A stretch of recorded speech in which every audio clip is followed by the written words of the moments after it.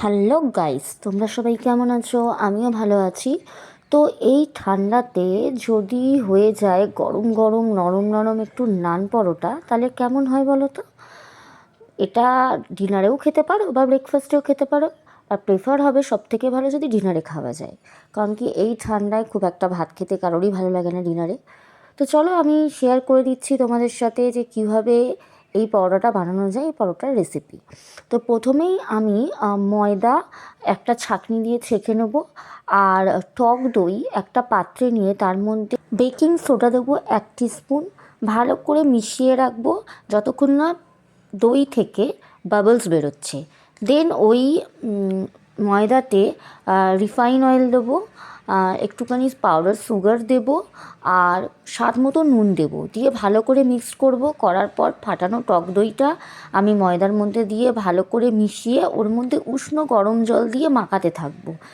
মাখানোর পর যখন দেখবো ডোটা রেডি হয়ে গেছে, ওর উপরে একটু সাদা তেল দিয়ে ডোটাকে 10 মিনিটের জন্য রেস্টে রেখে দেবো নর্মাল টেম্পারেচারে। দেন 10 মিনিট পর লেচি কেটে ময়দাটা ঠিক এইভাবে বেলে নিয়ে ময়দার ওপরে এরকম কালো জিরে আর তার সাথে একটু কুচনো ধনেপাতা দিয়ে এইভাবে ছড়িয়ে একটু ভালো করে চেপে নিয়ে উপর দিয়ে একবার বেলে নেব। দেন তাওয়া গরম করে তাওয়ার মধ্যে বেলা পরোটাটা দেব, দিয়ে এপিঠ ওপিঠ হালকাভাবে সেঁকে নেবো। দেখতেই পাচ্ছ যেরকম হালকা ব্রাউন কালার হয়েছে। ঠিক তারপরেই যেমন আমরা পরোটা করি, হালকা তেল উপর দিয়ে দিয়ে ভালো করে মাখিয়ে এপিঠ ওপিঠ হালকা আছে সেঁকে নিই, ঠিক সেইভাবেই সেঁকে নেবো। আর যদি কেউ মনে করো যে বাটার নান খাবে, তাহলে এই তেলটা স্কিপ করে এর মধ্যে তোমরা বাটার দিতে পারো। তো হয়ে গেছে আমার রেডি নান, নরম নরম গরম গরম। দেখতেই পাচ্ছ তোমরা, দেখতেও যেমন সুন্দর হয় খেতেও তেমন সুন্দর হয়।